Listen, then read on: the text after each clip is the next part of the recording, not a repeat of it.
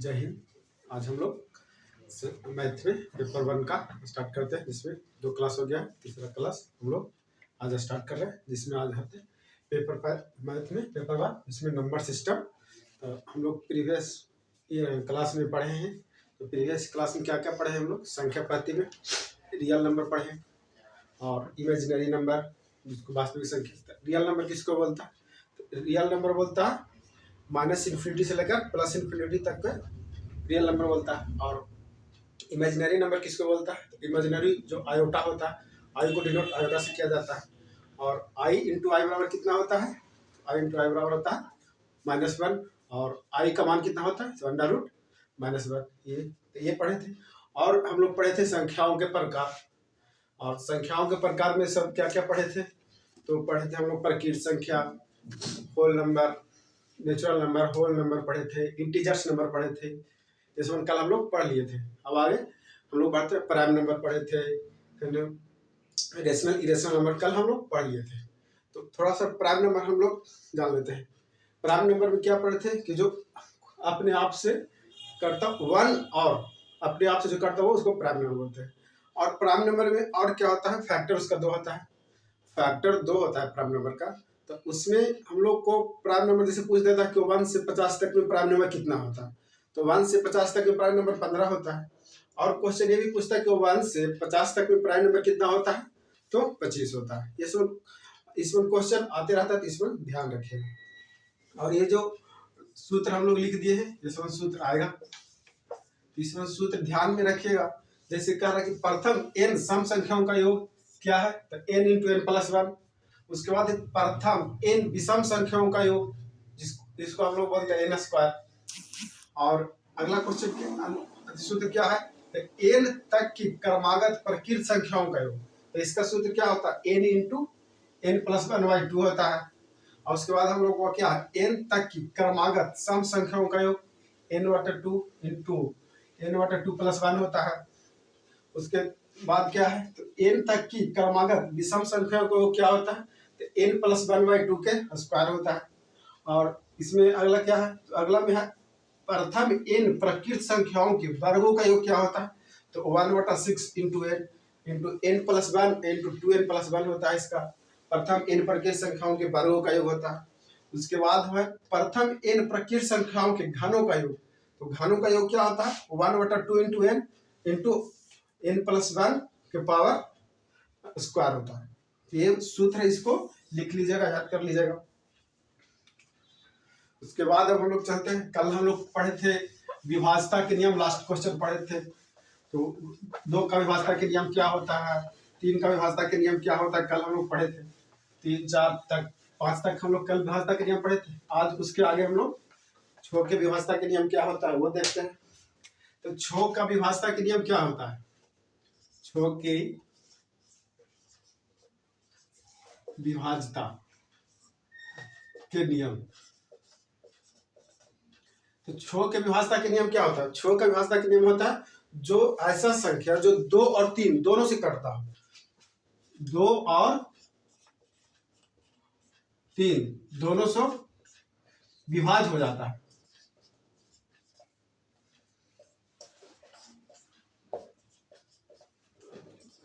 वह क्या कहलाता है? छो के विभाज्यता के नियम। 2 और 3 से जो विभाज्य हो जाएगा छो के विभाज्यता के नियम होगा। जैसे कोई क्वेश्चन हम लोग देख लेते हैं, जैसे है 27, इसको देखते हैं। 27 3 से कट रहा है लेकिन 2 से नहीं कट रहा, तो ये छो में नहीं आएगा। वैसे ही 18 देखते हैं।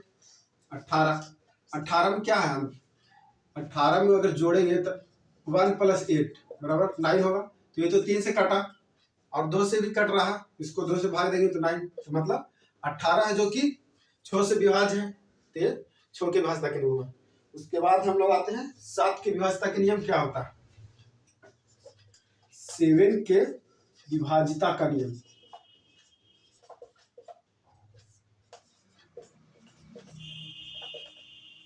तो 7 के विभाज्यता के नियम क्या होता है आप लोग पता है? तो इसका 7 के विभाज्यता के नियम क्या होता है? अंतिम अंक को दोगुना करके, जैसे कोई संख्या है जैसे 2429 है, तो इसका में विभाज्यता का नियम क्या होगा?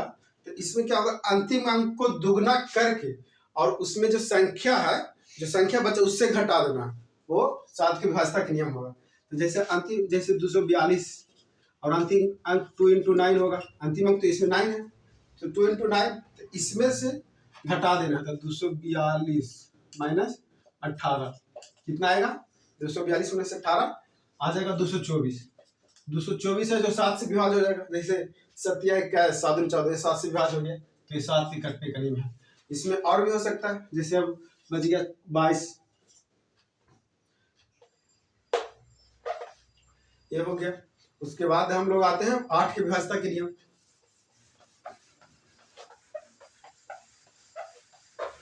8 के विभाज्यता के नियम क्या क्या होता है जो देखते हैं आप लोग। 8 के विभाज्यता के नियम। 8 के विभाज्यता के नियम क्या होता है? 8 के विभाज्यता के नियम होता है वैसी अंतिम संख्या, वैसी अंतिम 3 संख्या जो 8 से विभाज्य हो, जो 8 से विभाज्य हो, वो 8 से विभाज्य हो जाएगा। कहते हैं मतलब ऐसी संख्या, जैसे कोई संख्या के लेते हैं 25, 71, 92, तो इसमें लास्ट 3 अंक 8 से विभाज्य होना चाहिए, वो 8 से विभाज्य हो जाएगा। ये है 8 के विभाज्यता का नियम। 198 जो कि 8 से विभाज्य है, तो वो 8 से विभाज्य हो जाएगा। वैसे है 9 के विभाज्यता के नियम क्या है?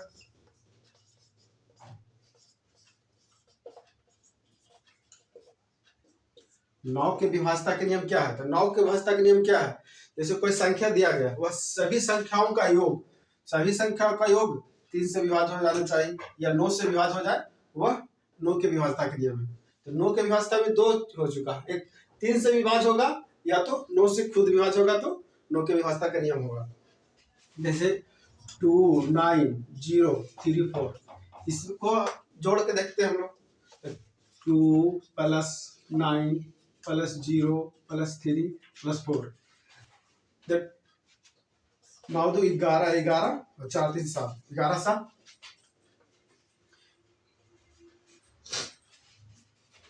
4 3 7 2 9 9 9 18 हो गया। 18 है जो कि 9 से विभाज्य है, और ये 3 से भी विभाज्य है, तो ये 9 के विभाज्यता का नियम है।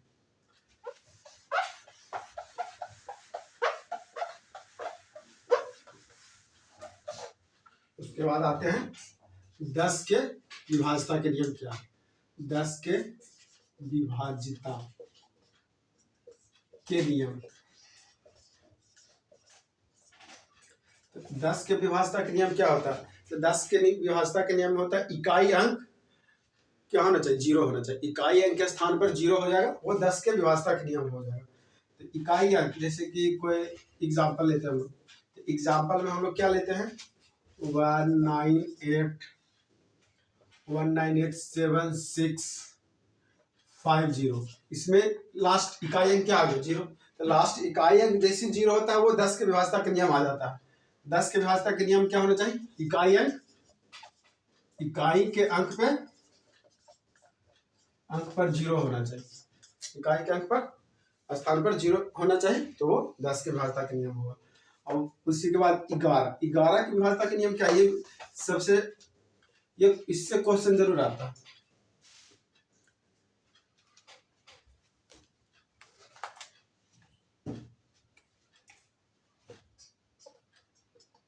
ग्यारह के विभाज्यता के नियम क्या होता है?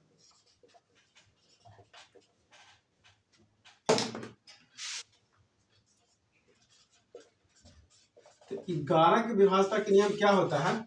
जैसे कोई संख्या दिया गया है, तो उसमें सम संख्या और विषम संख्याओं का योग, मतलब जो सम संख्या पर जो अंक है और जो विषम संख्या पर अंक, दोनों का अलग अलग जोड़ के और उसमें घटा देना चाहिए। घटाने पर जैसे क्या है कि मतलब या तो 0 आना चाहिए या 11 से विभाज्य होना चाहिए, वो 11 की विभाज्यता के नियम हो। जैसे कोई अंक है, एग्जाम्पल ही हम लोग ले लेते हैं, एग्जाम्पल से ऐसा समझ में आएगा, जैसे 7 1 2 7 3 6 2, ये है। अब इसमें हम लोग एक अंक छोड़ के जोड़ना चालू करेंगे, तो सबसे पहले ये होगा, फिर ये और ये, तो 7 + 2 + 3 + 6, ये जोड़ दिए, ये हो गया विषम पर। और सम पर कौन कौन है जो देखते हैं? सम पर है 1, तो 1 + फिर 7 7 + 6, ये सम वाला जोड़ के कितना आया, तो 7 × 13 = 14, ये 14 आया। इसमें भी अगर जोड़ के 14 आ गया तो वो 11 से विभाज्य हो जाएगा, मतलब जोड़ के फिर दोनों घटा देना है तो 0 आ जाएगा। जैसे 7 2 9, 9 3 12, 7 2 9, 9 3 12, 12 6 18, ये 18 आ गया। तो ये तो नहीं होगा, जिसे 18 में से 14 जाएगा तो 4 बच गया। ये क्या 11 की विभाज्यता का नियम में नहीं आया। 11 की विभाज्यता का नियम क्या, सम संख्या और विषम संख्या के जोड़ने पर, सम संख्या को अलग जोड़ना, विषम संख्या को अलग जोड़ने पर आ जाना चाहिए 0 या तो 11 से विभाज्य आना चाहिए, तो वो विभाज्यता का नियम होगा। ये हो गया 11 की विभाज्यता का नियम हो गया। अब हम लोग आगे देखते हैं और क्या पढ़ना है हम लोग को।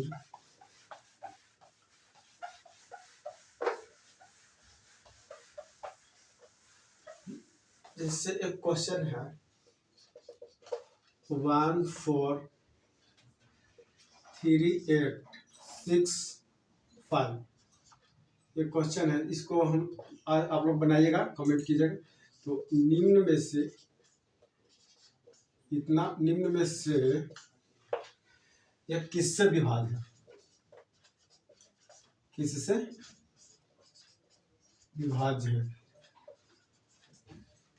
जैसे ऑप्शन देना रहेगा 1 में, क्वेश्चन ऐसे रहता है, 1 में रहेगा 2 3 और 8, बी में रहेगा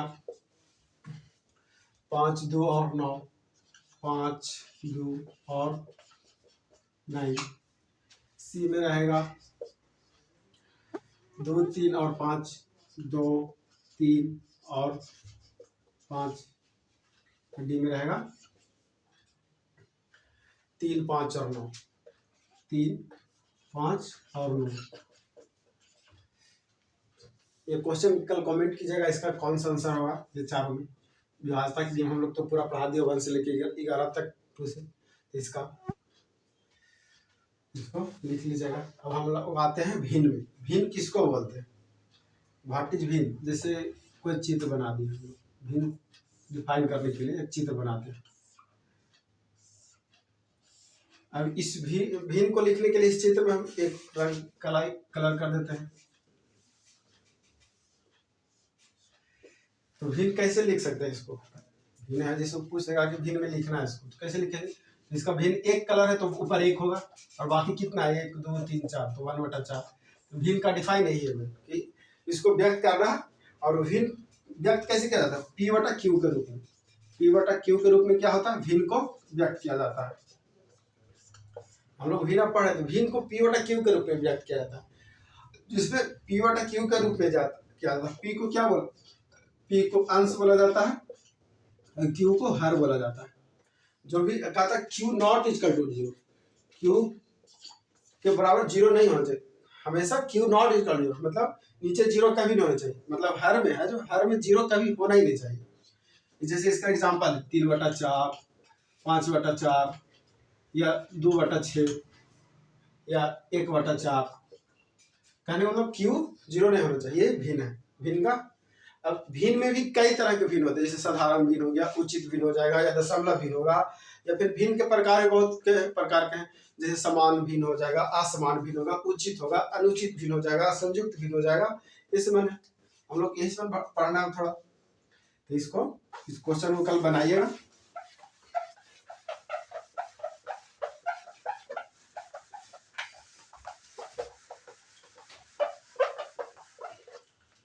जैसे अब हम लोग पढ़ते हैं साधारण भिन्न।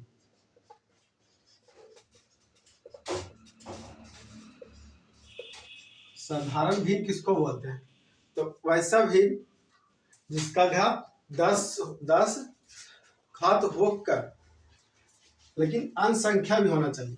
घात 10 होगा लेकिन संख्या भी उसका अन्य होना चाहिए, उसे साधारण भिन्न कहते हैं। कहने का मतलब क्या हो गया, भिन्न का हर 10 के घात होना होकर, लेकिन अन्य संख्या जो है वह भी अन्य संख्या में होना चाहिए, उसे क्या कहते हैं, साधारण भिन्न। जैसे साधारण भिन्न में क्या होगा, 3/7, 5/7 ये साधारण भिन्न में इसमें आएगा, या 5/11 या 7/9, इसमें सब साधारण भिन्न के अंतर्गत आएगा। तो साधारण भिन्न के अंतर्गत क्या हो गया, हर है जो कि 10 का घात होना चाहिए, लेकिन अंश संख्या भी इसके साथ होना चाहिए, वो साधारण भिन्न होता है। उसके बाद आता है दशमलव भिन्न। दशमलव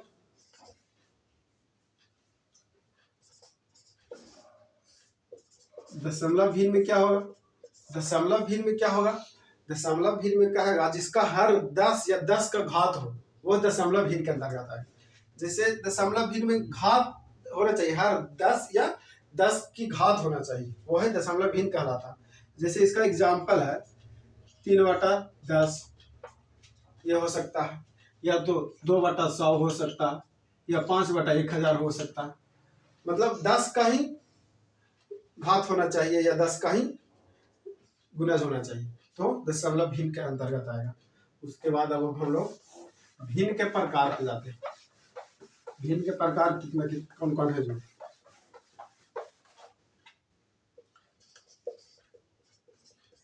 भिन्न के प्रकार,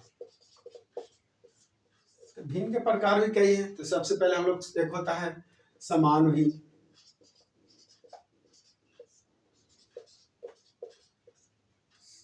समान भिन्न होता है, तो समान भिन्न में क्या होता है, वैसा भिन्न जिसका हर समान हो। समान भिन्न में क्या होता है, वैसा भिन्न जिसका हर है जो कि समान होना चाहिए, वो समान भिन्न के अंतर्गत। मतलब वैसा भिन्न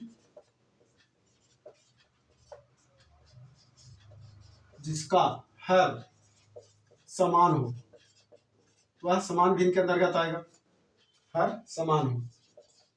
तो जैसे हर समान होने के लिए क्या करना चाहिए, जैसे 1/2 लिख सकते हैं, 3/2, 4/2, 5/2, 7/2। देखिए हर है जो कि समान है, तो वे समान भिन्न के अंतर्गत आएगा। वैसे एक है, अगला है असमान भिन्न। असमान भिन्न, असमान भिन्न वैसा भिन्न जिसका हर असमान। असमान भिन्न में क्या कहता है कि वैसा भिन्न जिसका हर असमान हो, मतलब भिन्न में असमानता हो। तो जैसे इसका एग्जाम्पल क्या होगा, 1/2 या 3/4 या 4/5 या 2/6, 2/4, ये क्या है, असमान भिन्न है। या फिर 12/11, या इसमें क्या आ गया, असमान भिन्न के अंतर्गत आ गया, तो असमान भिन्न।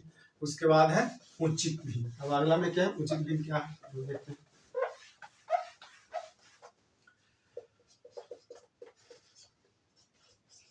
उचित भिन्न, उचित भिन्न किसको बोलता है, ऐसा भिन्न जिसका हर अंश से छोटा हो, उसको उचित भिन्न बोलते हैं। उचित भिन्न किसको बोलते हैं, जिसका हर है जो अंश से छोटा होना चाहिए, वह उचित भिन्न के अंतर्गत आए।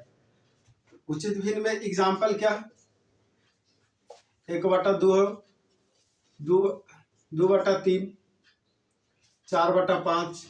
इसमें क्या है, अंश से छोटा हर है, बोले अंश से छोटा हर है। उचित भिन्न क्या कहता है, मतलब छोटा होना चाहिए, क्या हर छोटा होना चाहिए, किससे, अंश से, तो उचित भिन्न में आएगा।